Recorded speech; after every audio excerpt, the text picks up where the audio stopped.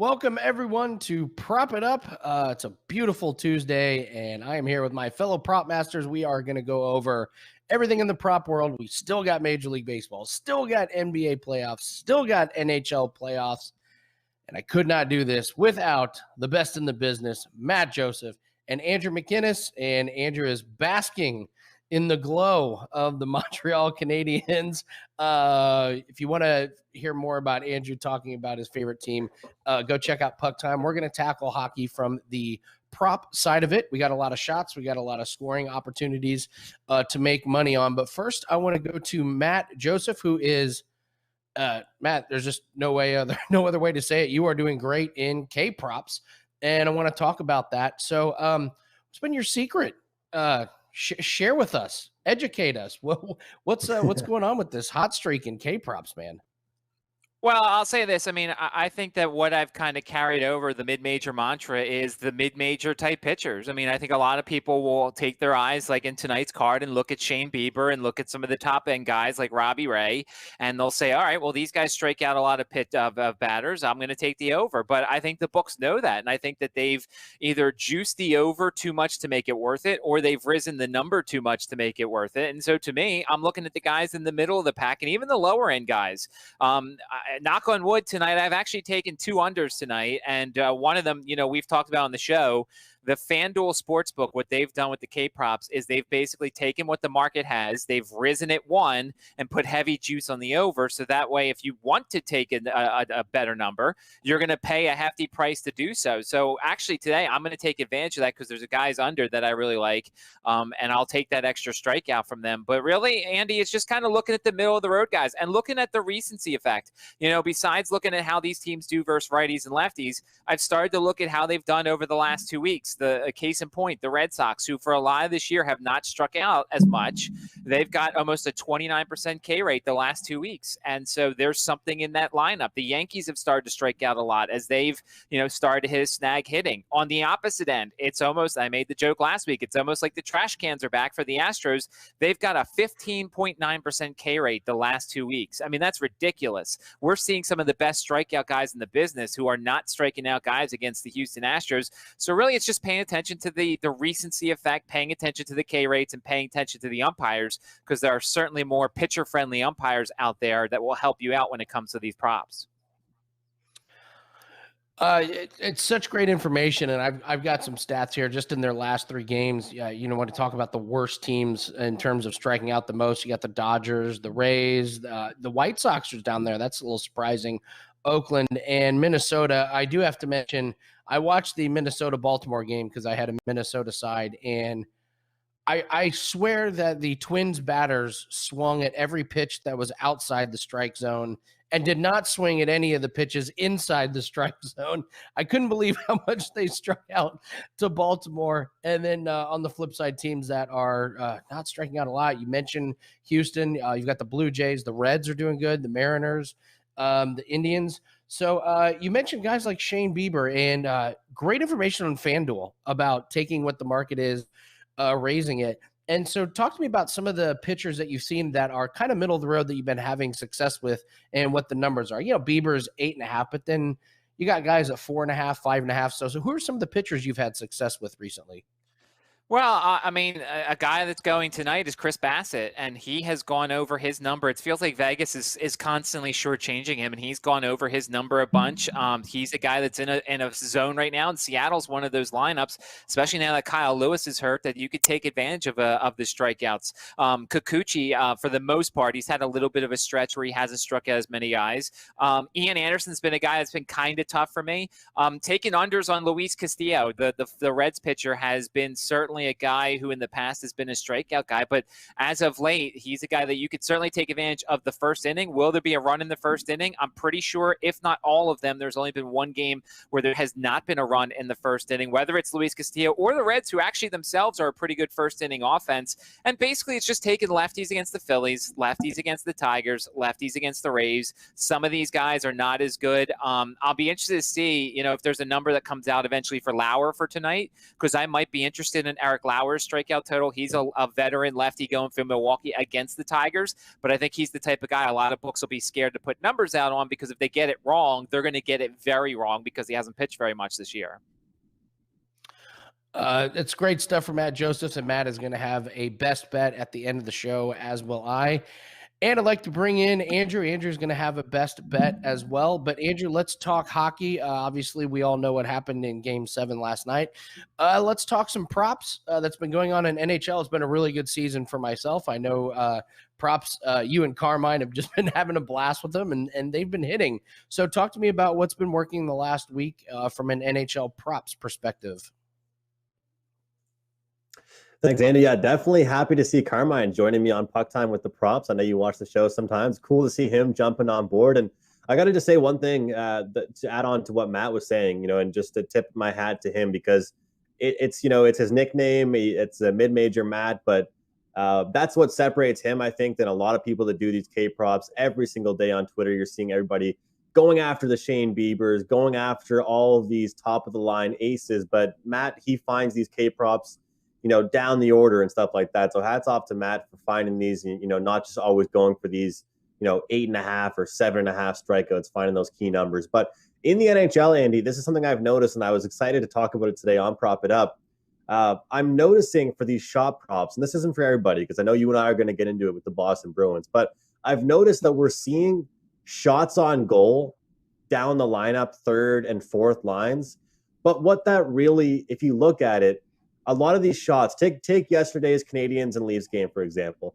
A lot of shots from the third and fourth lines aren't necessarily dangerous scoring opportunities. And that's why the analytical people have been loving the expected goals, the X goals for the NHL. Same thing for soccer, because if you look at it, sometimes these shots that they're getting aren't actually dangerous shots. A guy like Trocheck for the Hurricanes, different story. The guy had over 5 shots in the last game. A lot of those were very dangerous. But I think that if you're looking at shots on goal, kind of take the Matt Josephs approach. Don't look for these top liners always, especially with a team like Carolina. There's nothing wrong with looking down to the third line or the fourth line, because when you're on the fourth line, you want to get into the zone and you want to establish possession, shoot the puck at the goalie, let him freeze the puck.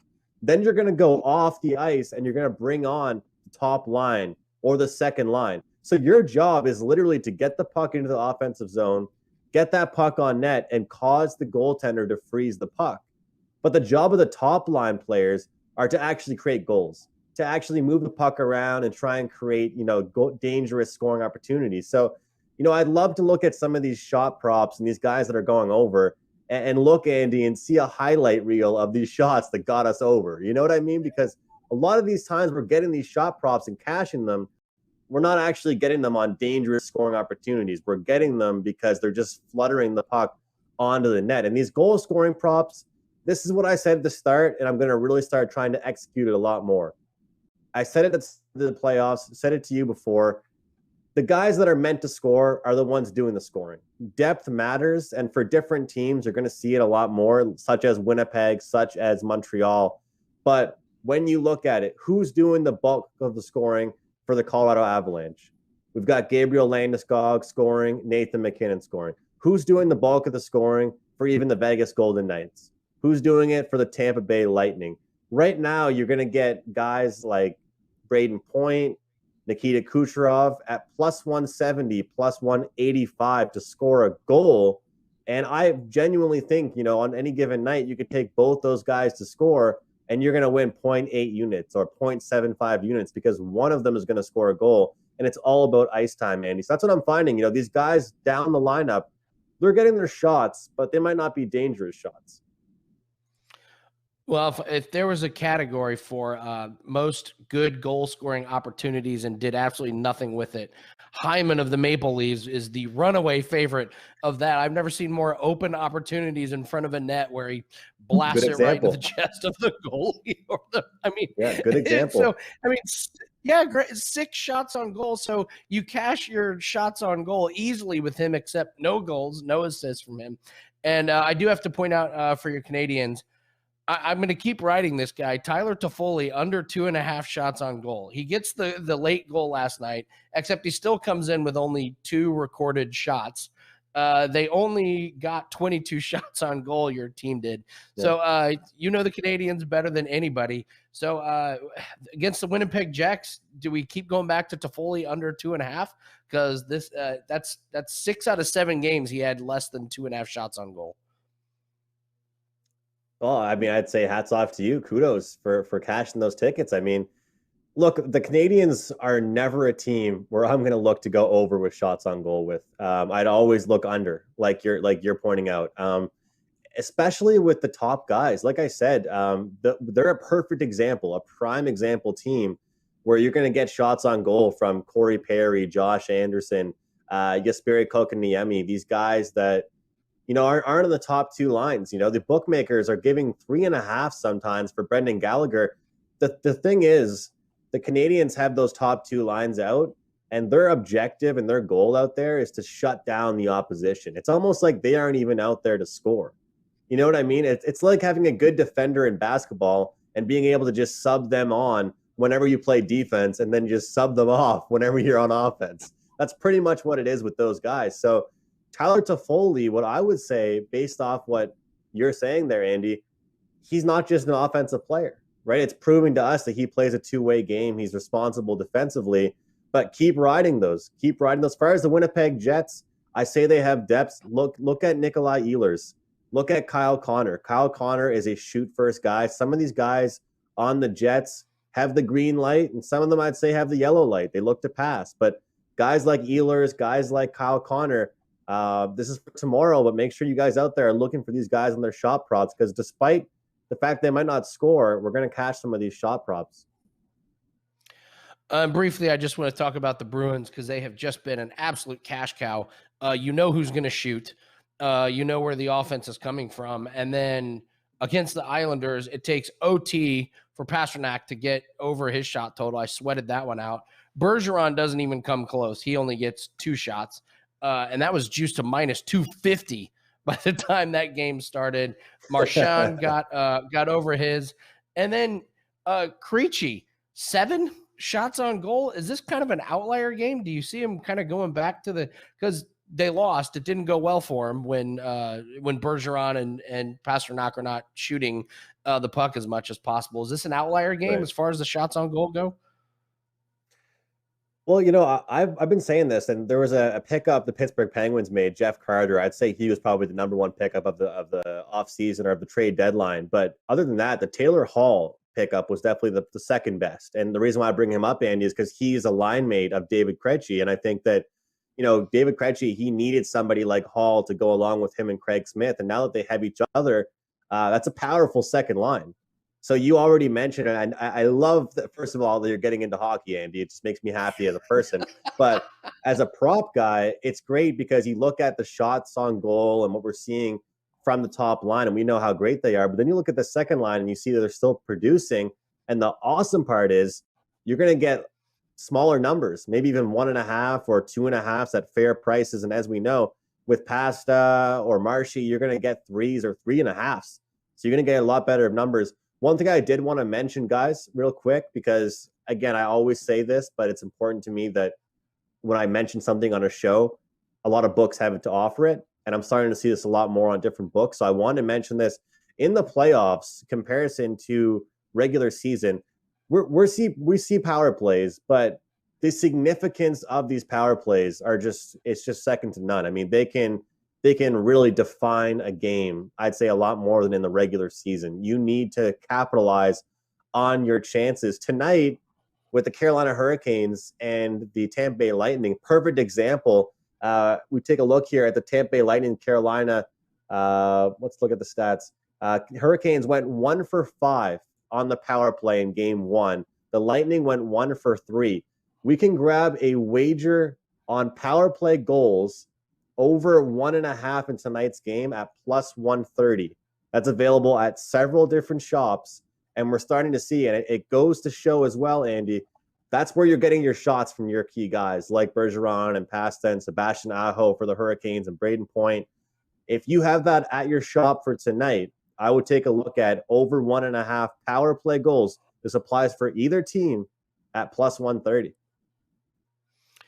It's great stuff. On WagerTalk, I've started adding my NHL plays as just part of the NBA prop package. And a lot of people have been interested in it. And we're getting more and more people into NHL props.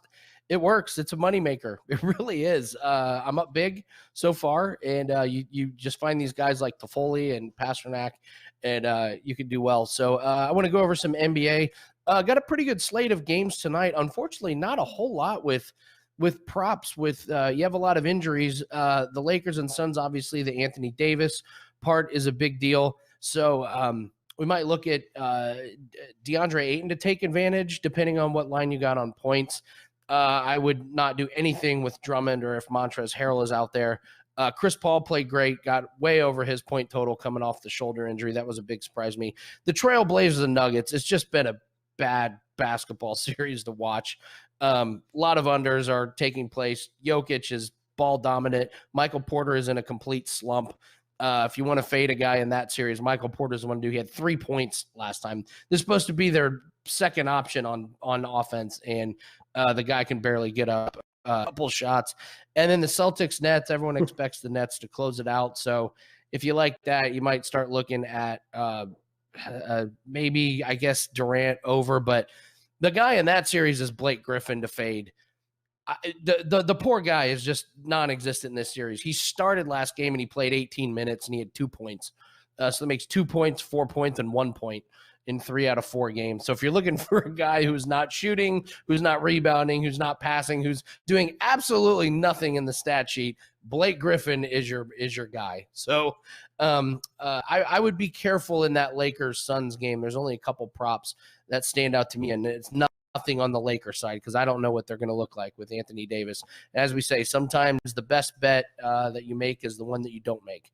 So don't force anything. And you have a question for you. Yeah. Do you ever find that? So I like Portland tonight. I'm leaning toward. I'm on that side, but I'm curious if you ever could look towards. You mentioned Michael Porter Jr. and I'm a huge Jamal Murray fan. He represents Canada pretty well. Followed him for a long time. Obviously, I think this team has looked different in Denver. Do you ever look at maybe liking a team to win, but looking at some props on the other side, thinking, you know what, this guy might have a good game for the team, but it doesn't mean they're going to play well all together? Yeah, I can do that. While I'm answering this, Andrew, refresh real quick. Your audio kind of broke out there. Yeah, you do, because Denver's been struggling, and Porter's probably the main reason. I mean, this is a guy that they depend on, and he's not giving it to him. Aaron Gordon has his role on this team, and his role when Jamal Murray was still there. Gordon's role was to play defense and take some opportunities. Now, he's done good with his points prop. I laid off of him last time. But the other thing is Jokic is not getting assists. Portland is just playing straight up man-to-man defense. And they're saying, Jokic, you can score, but you're not going to get us in a pick and roll because you'll crush us. We're not going to leave wide open shooters so where you can post up and then get a wide open 3-point shot. And his assist prop has hit under 4 straight times. I even did a free video about this. Take Jokic under his assist. He had 1. This is a guy who's a triple-double machine in the regular season. And Portland has just decided on, here is how we're going to attack this team on the defensive side. We know that we have an advantage on offense on the perimeter, but we're going to let Jokic do whatever he wants. We're just going to shut everyone else down. They've done a nice job of that. So, yeah, I absolutely look at who I think is going to win. But looking at props, I'm really looking at some of these guys that are slumping, like Griffin and Porter, and those are just easy unders. And as we say, when you're looking at props on social media, everyone goes over, and there's so much value in the under. So, yeah, that's what I got for NBA tonight. I want to do some promotional stuff. Matt, let's go to you. We talked about K props, and when you're hot, you're hot. So tell us about the little streak you're on and what you got for us.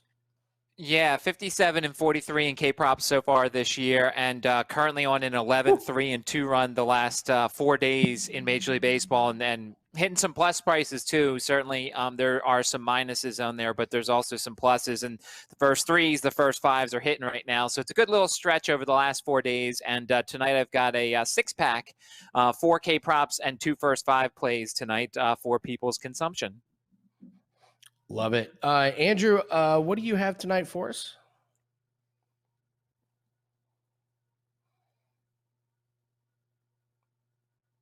Andrew must be frozen. I've got a 4% player prop that is up tonight. I apologize for any technical problems I'm having, Andy, right now. You're good, man. You're good. Can you promote anything for us? All right, I'll promote Andrew. Andrew's got Major League Baseball up tonight. He has been really, really good in Major League Baseball. Had that incredible 5% run. He's got a couple plays up. I believe he's got a play up in NHL, but go check him out. He's on WagerTalk.com. Matt Josephs is on SportsMemo.com. I have a 4% NBA play up tonight. We're hitting a measly 85% on 4% NBA plays in 2021. And I attached another NBA prop to that. So you get the 4% play as well as a 3% prop. My PGA is up. I'm up 108 units for the 2021 golf season, closing in on that epic 200 units. Andrew, you there with us, man? I don't know. You tell me. Do you have me? I got you, man. Let's. I don't know if you can hear me. I already promoted you. If you can hear me. Yes, we can hear you. I promoted you with your MLB and all that stuff. So let's just go right into best bets. Let's give the people some actionable info. So Matt, I'm going to start with you. We've been talking K props. Give us your favorite one tonight. All right, one of my 4 for tonight that you're getting, it's a free play up on sportsmemo.com, is Marcus Stroman over 4.5 strikeouts. You look at the Diamondbacks, they have a 24% K rate against right-handers, 26% K rate the last 2 weeks, and during this current homestand that they're on, 6 right-handed pitchers, including a reliever, have gone over this 4.5 strikeout prop. Stroman's hot and cold. He's gone over this number 5 times this season. 4 of those coming on the road, very important when you're looking at the home road splits. And of course, he's got a somewhat of a pitcher-friendly umpire. So I'm looking at over 4.5 strikeouts tonight for Stroman, who I think can go 6 or 7 innings and do some work against this weak Arizona lineup. Weak Arizona lineup is being very diplomatic, Matt, as they've not won a lot of games. Go over those stats about, did you say a relief pitcher has gone over this total against them? What was that? Yeah, relief pitcher, I believe, had 6 strikeouts in 2 1/3 innings against Arizona during this current homestand. So 6 right-handed pitchers. That doesn't even include the lefties, because obviously Stroman's not a lefty. But 6 pitchers during this current homestand for the Diamondbacks have gone over this number. That's so great, man. That's great stats. He's the best at K props. So as Matt Josephs on SportsMemo.com. Andrew, you got tennis bets as well. You don't bet a ton of tennis, but when the big tournaments come up, you like doing that. And then you got a really good prop for us tonight in the NHL. Tell us what you got. Well, I hope you have me, Andy. Do you have me? I do. Go for it. Okay. All right, guys. Apologies for everything. I just moved into a new place, but going with Andrei Svechnikov over 2.5 shots. He's down there on the 3rd line tonight for the Carolina Hurricanes. I think the Carolina Hurricanes have a big game tonight. They outshot the Tampa Bay Lightning by, I think, 7 or 8 shots. They had all their scoring opportunities. They just couldn't get it done. And I feel like the message will be continue to shoot. We saw him with 5 shots in the previous game in game 1. We also saw him in the past couple of weeks. He's produced 8 shots, 6 shots, 5 shots. He's more than capable of firing. And I feel like he's one of those players that has the green light down there on that 3rd line. And yes, French Open time, guys. The majors are back in tennis. I'm on a 7-1 run dating back to the last tournament. So catch me out here with a 4% player in tennis to kick it off in the French Open. Great stuff. Tennis is moneymaker, as are so a lot of these fringe sports that people don't really pay attention to end up being the best moneymakers on the websites. So my best bet tonight, I'm going to go to the Brooklyn Nets Boston Celtics game. I like James Harden over 10.5 assists. Their last game, I thought, was their best offensive performance. Harden is finally looks really healthy, and Kyrie got going. He had the huge game. And when Kyrie's going and Durant is going, Harden doesn't have to be the scorer. He can be the facilitator, and you saw it, 18 assists last game. He had 10 the game before in a loss. But when Brooklyn's at their best, you've got Harden distributing the ball. Joe Harris can knock down wide open threes. So I think Brooklyn has a really good game tonight to close out Boston. And the nice thing is you're getting full minutes from Harden the last couple games, 39 minutes and 40 minutes. They don't use their bench guys a ton unless it's a blowout. And even if it is a blowout, it's probably going to be because Brooklyn scores a bunch of points and he can get over this total anyway. So give me Harden over 10.5 assists. So guys, great stuff. All the NHL props information you need to know, all the K props information you need to know. That is Matt Josephs from sportsmemo.com. That is Andrew from WagerTalk.com. I am Andy from WagerTalk.com. Thank you guys so much for joining in for Prop It Up. We will see you next Tuesday. Let's cash a bunch of tickets.